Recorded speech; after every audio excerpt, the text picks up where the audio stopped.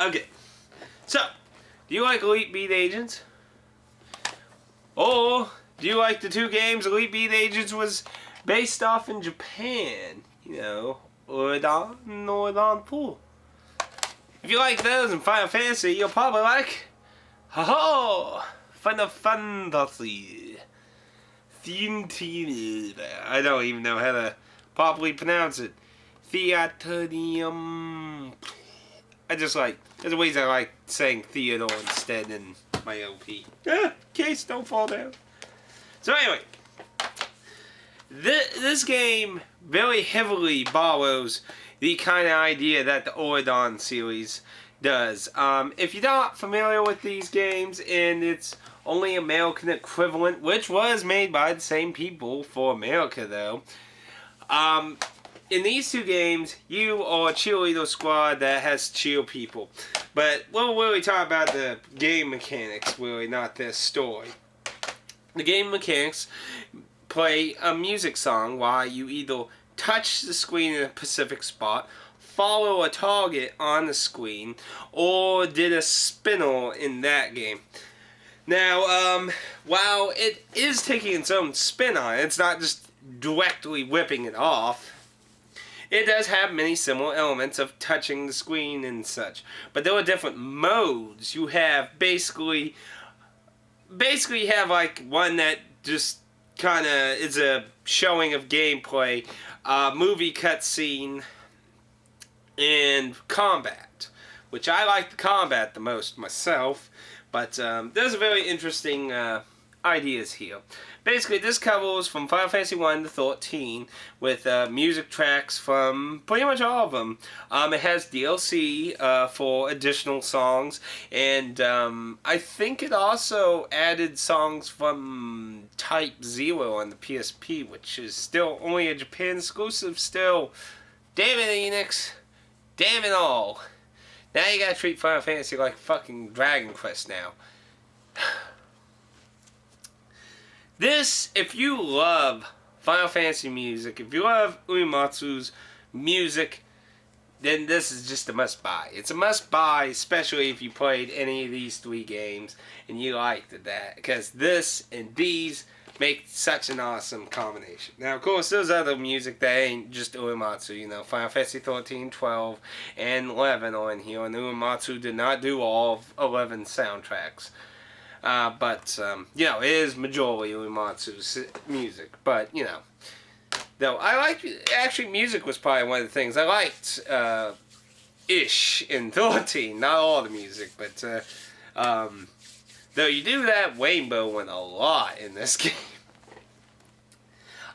Basically, the cutscene and movie scenes and gameplay scenes are very movement-based, like the Oredan games, where they're going along the screen and that.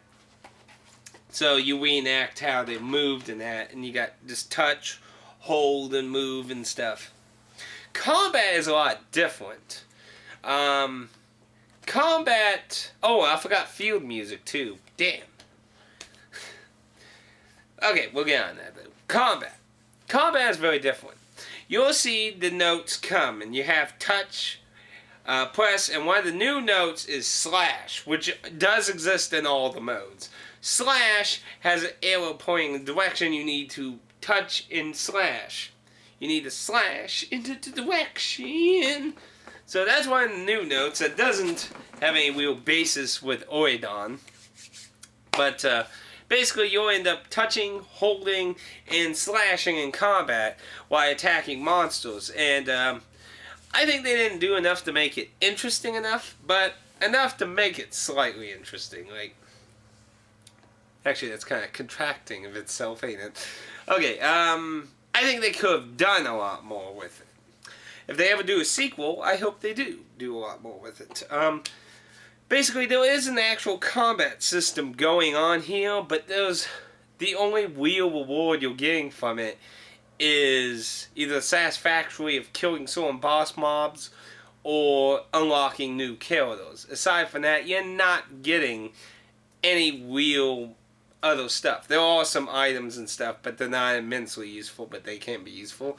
But I mean, they're not a requirement. And the additional characters are not a requirement. For combat, you'll make a party. And, was it 4? Yes, 4 characters. Yeah, I had to went over there for a second. It's been a while with all the moving and things and numbers and damn. Yeah, you pick 4 characters out of all the main characters from 1 to 13. And of course, games like Final Fantasy 1 and 3, Final Fantasy 1 just has a warrior, the Warrior of Light, who appeared in the PSP fighting games, in the Onion Knight for 3, and, you know, all the other characters that had defining main leads are available. Now, like I said, there are also additional characters who can be unlocked from pretty much... There's pretty much one from every title, pretty much, I'm pretty sure. So you can unlock more characters to make parties with. And you'll have a party leader and 3 side characters now. Now, the party system is only really matters for combat in the field. And we just talked about combat, so let's get on to the field. Field. Your leader character, in my opinion, should be somebody with agility or skills that help field, because that is the first person that will be on the field. If you fail a note on field, they'll fall down and be replaced by next in the line. If it goes all the way to the 4th and that person falls down, it goes back to the lead character. Now, agility and certain abilities will make your character run faster while continuously doing a good job on the notes. And you can also activate a chocobo and run faster. You can get rare items and material things that unlock characters doing this. But again, there isn't a huge encouragement in it. So it's not a huge requirement, but it is an additional incentive to do good. But basically, it follows pretty much similar to the other modes. One thing that's really different is it has a lot of following like notes. Well, you'll have to touch the screen and follow how the line is going. And it's important to note that this is all taking place on the top screen. Unlike Oridon, the Oridon series has all the symbols and everything appear on the bottom screen. Well, while the Final Fantasy friend here has everything on the top screen and you just use the bottom screen. Now, you might think that might be confusing in certain situations, but because of how it does it, it's not. Because you're really just doing the motion in most cases. And with the field music, which is the one that would be probably seem the most weird because it has the most motion following, really, in my opinion. Because you actually have to hold down and move. You're basically just mimicking how it looks. Like, it doesn't matter where on the touchscreen, you just need to push and they'll just follow up and down. So, it works out. And it allows you to view the imagery more. Well, that's a lot harder in these games to view the imagery on top while you're focusing on all the insane action on the bottom screen. Its art style is very cutesy, as you can probably see. It has a very, it's not just simply chibi, they are very chibi-ish, but there's also kind of a weird, kind of 2D paper look to how the limbs and everything move. And that artistic, what's the term I'm looking for? Aesthetic. That aesthetic design came from some mobile game or internet browser game that's in Japan. That I think it was used for Kingdom Hearts, I think. But it doesn't particularly tickle my fancy, but it's alright. There's nothing too wrong with it. It doesn't horrify. It's nice appearance bosses. Probably my biggest complaint in the game is that there is not every boss in the game. It's covering 1 to 13. You should think, since it has every lead character, and then at least 1 extra character from each entry, that you should at least have the major boss of each title. And admittedly, a few of the games can be questionable on the... Because, for example, like Final Fantasy 3, Final Fantasy III's final boss is the Cloud of Darkness, but the overall boss who summoned the Cloud of Darkness, because the Cloud of Darkness had no personality or anything and only one attack in an NES game. I don't really know who particular, if they gave her a personality in the DS game, because I never finished the DS game. So you could argue that the bald guy, can't remember his name, he's in this game, but you could argue he's the major villain. So a few situations are opinion-ish, but overall there are several entries that do not have either the actual final boss or one of the representations of one of the big bosses. Though there are a few interesting random bits of bosses. Like, for example, the boss for Final Fantasy IV is being represented by the 4 elemental fiends. All 4 of them.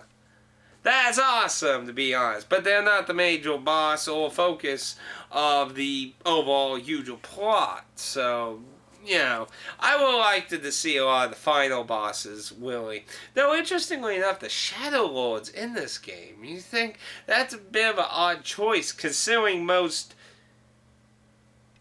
How to put this? And I like Final Fantasy XI. I've done everything in Final Fantasy XI, so don't take this the wrong way, but most people who play Final Fantasy XI like Final Fantasy XI, obviously, and most likely either like there's basically 2 parties in 11.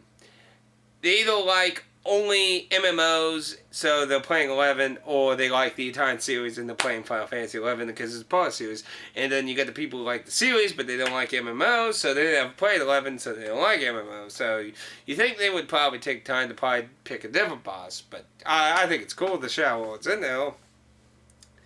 Just thought it was kind of odd they picked him over other ones. Overall, it's a fun game. It's short. It relies a lot on replayability. Like these entries, it has harder difficulties that can unlock and replay songs with more difficulty. I do feel the extra characters, items, and the Dark Note bosses do offer more incentive in replayability. Since the only thing you really got in these is only one real incentive aside from score. A few bonus stages. And I don't remember if the first game had bonus stages. I know the second and Elite Beat Agents did, but I don't remember if the first one did. But there are a few little extra stages if you can get your max score to a certain level under a difficulty. And I think normal was the lowest you could do, I think. But overall, I really enjoyed the game. If you like music games, I highly recommend it. If you're familiar with any of these games as mentioned before, I would check it out. If you're not familiar with these and you're interested in these, you can check these out. Vice versa, if you're interested in this. Like, you got this, you like this, you might want to check these out. 2 Japanese imports in this. It'll work on all DS's. This was before Region was added to the DSi, so you won't have that issue if you happen to have a DSi or that. So these will work in any DS, 3DS, and that. So, to top it off, I recommend this game if you got a 3DS. I probably wouldn't say it's a system buyer. It was one of the games I was interested in for the 3DS. But it wasn't enough to encourage me to buy it. That on all, of course, always went to Virtue's Last Reward. But we've already talked about that. So anyway, I know this wasn't a very long, in-depth kind of thing. Because overall, I don't think there was a whole lot to talk about. I mean, I don't know what more to really say. I mean, it has a few interesting mechanics with battle. I really like the idea of having a battle system. I really hope they try to do a sequel with this, and maybe cut a little back on DLC. But it's nice that they added future songs that didn't exist anymore. Though they claimed some of them were DLC because they couldn't fit on the cartridge, and well, I'm not going to say they're liars. I don't know how big a 3DS cartridge is and how big the songs are, so. But the game is entirely in 2D, basically, so I wouldn't think it would be that difficult, but I don't know the technicalities behind that, so I can't really comment on that. But they did add future songs that didn't exist at the time, so nice thing there. Overall, I'd love to see more. I like to see more Gilgamesh too. Lots more Gilgamesh. Actually, add characters who aren't normal characters. Have Gilgamesh as a player character in the sequel. There you go. Let's battle like men and women who dress up like men next time in Final Fantasy. Shut up. I like Final Fantasy V, and if you don't, well, I guess that's just your opinion.